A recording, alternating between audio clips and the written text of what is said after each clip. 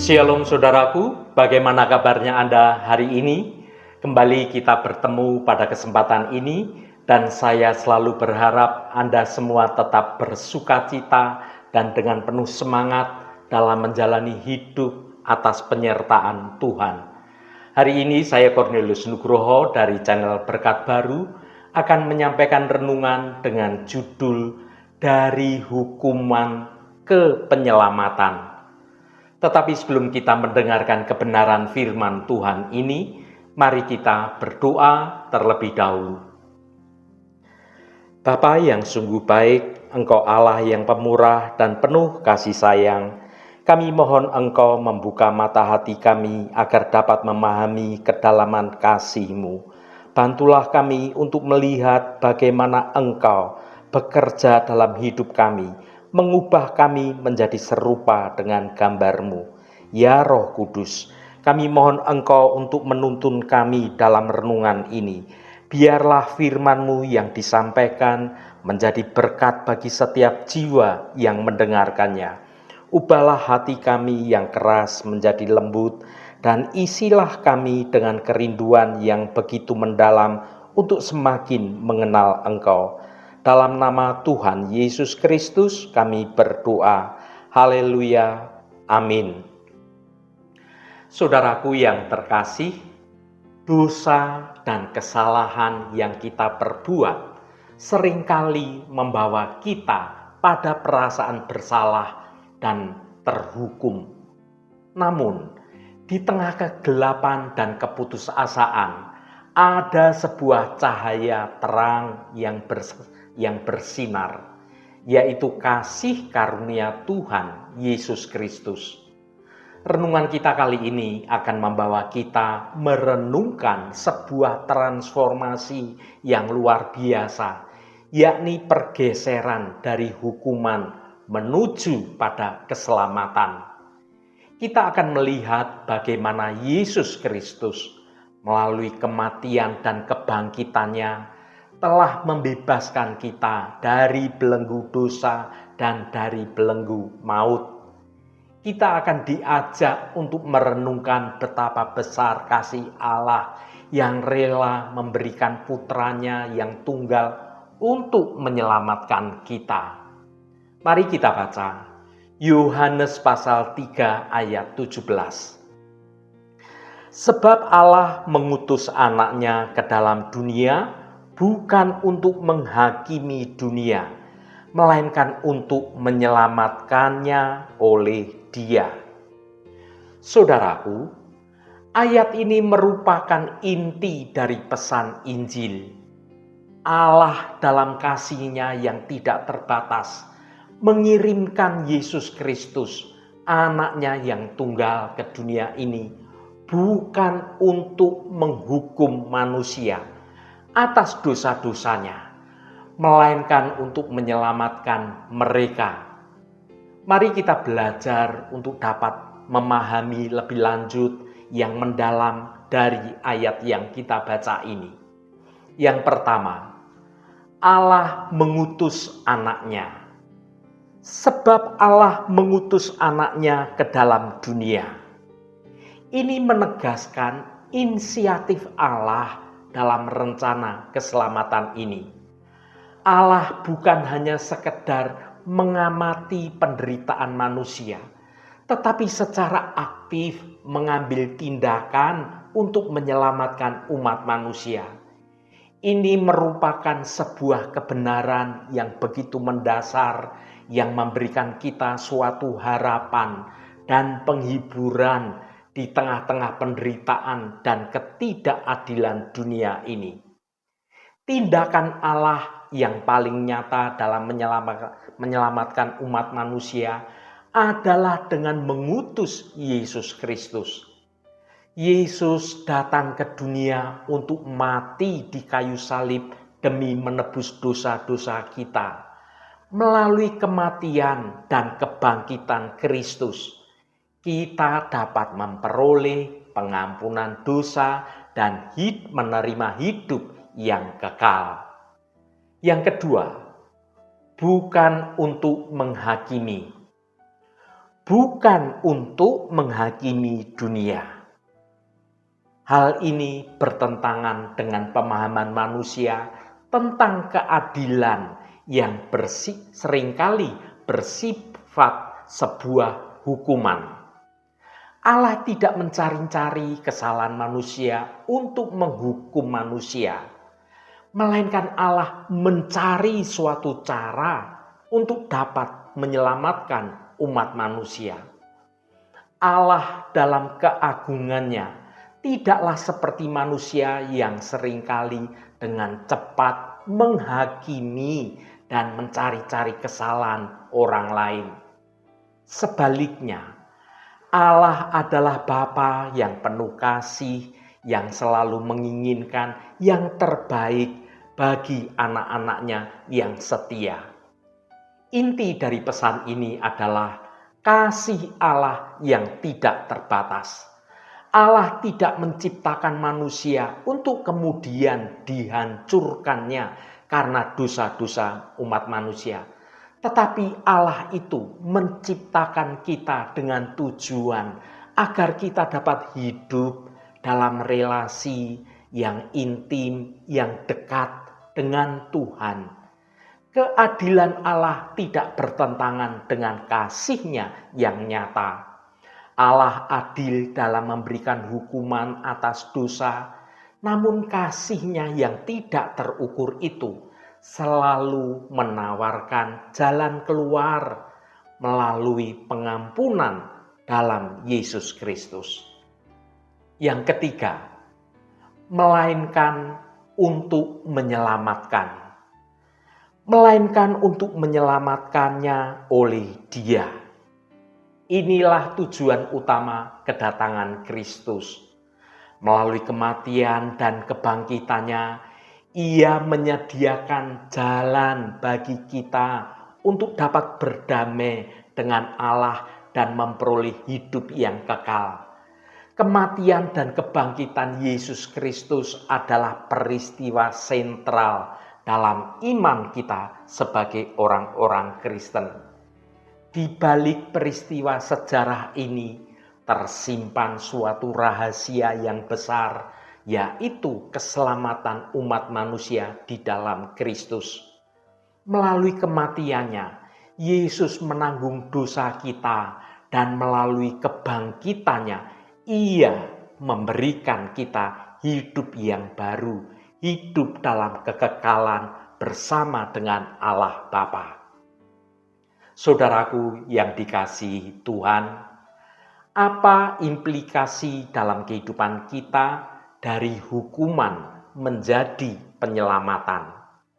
Yang pertama, kasih Allah yang tidak terbatas. Firman Tuhan ini mengingatkan kita akan kasih Allah yang begitu besar, sehingga Ia rela mengorbankan anaknya yang tunggal demi kita. Allah mengasihi kita bukan karena kita ini baik, kita ini sempurna, atau kita ini layak. Melainkan karena Ia, Allah, adalah Allah yang penuh kasih. Kasih-Nya itu tidak tergantung pada perbuatan baik kita. Kasih Allah itu memiliki suatu kuasa untuk dapat memulihkan hidup kita yang hancur, yang tidak ada harapan. Ia dapat mengubah hati yang keras menjadi lembut dan membawa damai di tengah badai kehidupan yang sedang terjadi. Kasih Allah itu tidak pernah berakhir. Ia selalu menyertai kita dalam suka maupun dalam duka. Yang kedua, kesempatan untuk bertobat. Kita semua orang yang berdosa yang telah jatuh dari kemuliaan Allah. Namun melalui Kristus kita diberi kesempatan untuk bertobat dan menerima pengampunan. Mengapa kesempatan untuk bertobat itu penting? Dosa sudah memisahkan kita dari hadirat Allah. Namun melalui pertobatan yang tulus, kita dapat menerima pengampunannya yang begitu sempurna. dosa-dosa kita sekecil atau sebesar apapun dapat dihapuskan. Pertobatan ini bukan hanya tentang mengakui kesalahan semata, tetapi juga tentang memulai hidup yang baru dalam Kristus. Kita diubahkan menjadi ciptaan yang baru dengan hati yang murni dan pikiran yang diperbarui pula. Pertobatan memulihkan hubungan kita dengan Allah dan juga dengan sesama. Kita dapat mengalami suatu kedamaian dan sukacita yang sejati. Pertobatan memberikan kita suatu harapan akan masa depan yang lebih pasti dan cerah. Kita dapat hidup dengan penuh tujuan yang bermakna, mengetahui bahwa kita ini dikasihi, dijaga, dipelihara, dihibur oleh Allah kita. Yang ketiga, misi untuk menjangkau orang lain. Jika Allah begitu mengasihi kita, maka kita pun dipanggil untuk mengasihi sesama dan memberitakan kabar baik tentang keselamatan kepada orang-orang yang belum menerima Kristus. Sebagai anak-anak Allah, kita dipanggil untuk menjadi duta-dutanya bagi dunia ini. Kita membawa kabar baik tentang keselamatan yang hanya ada di dalam Yesus Kristus. Dunia kita ini penuh dengan ketidakpastian, penuh penderitaan, penuh kesepian, dan tidak ada harapan di luar Kristus. Kabar baik tentang kasih Allah adalah obat yang mujarab untuk semua orang yang memiliki penyakit rohani atau kehilangan harapan. Yang keempat, hidup dalam kebebasan. Ketika kita menerima Kristus, kita ini dibebaskan dari belenggu dosa dan juga dari maut.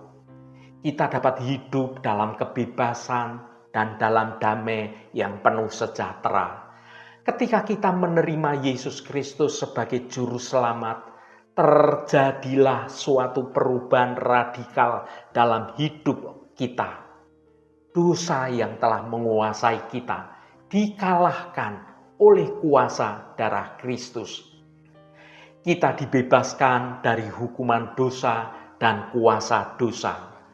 Kebebasan dalam Kristus bukan berarti lisensi untuk kita berbuat semaunya, berbuat dosa. Sebaliknya, kita memperoleh kebebasan untuk hidup dalam kebenaran dan dalam kasih Tuhan. Kita dimampukan untuk hidup sesuai dengan kehendak Allah. Salah satu buah dari kebebasan dalam Kristus adalah damai sejahtera yang berasal dari Tuhan.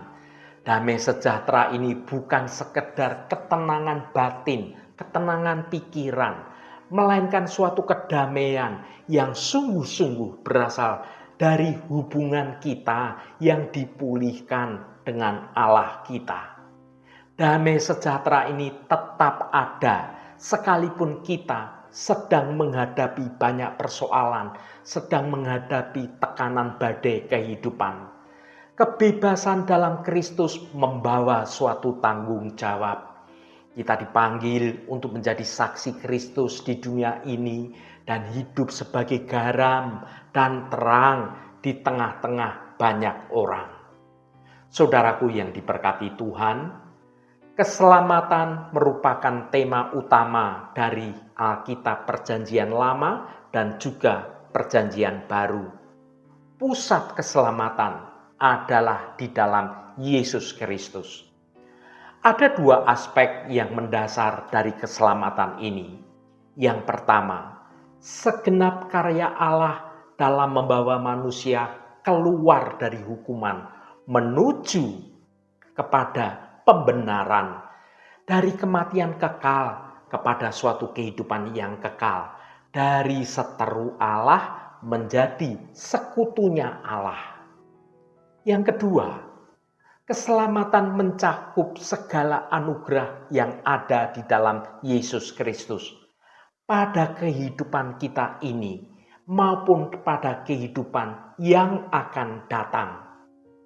Saudaraku, dalam keberadaan manusia yang terbelenggu oleh dosa, mustahil manusia itu dapat memperoleh keselamatan yang kekal dengan upaya atau usahanya sendiri. Hal itulah yang mendorong Allah melakukan suatu tindakan kasih, karena Ia tidak ingin manusia yang dikasihinya itu tetap terbelenggu dalam dosa dan mengalami kebinasaan yang kekal. Allah membuktikan kasih-Nya kepada manusia. Ia mengaruniakan anaknya yang tunggal, Yesus Kristus, datang ke dunia menebus dosa umat manusia.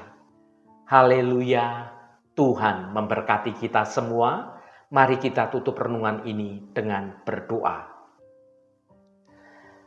Allah Bapa yang kami sembah dalam nama Tuhan Yesus Kristus, terima kasih atas kebenaran firman-Mu yang sudah kami dengar pada hari ini.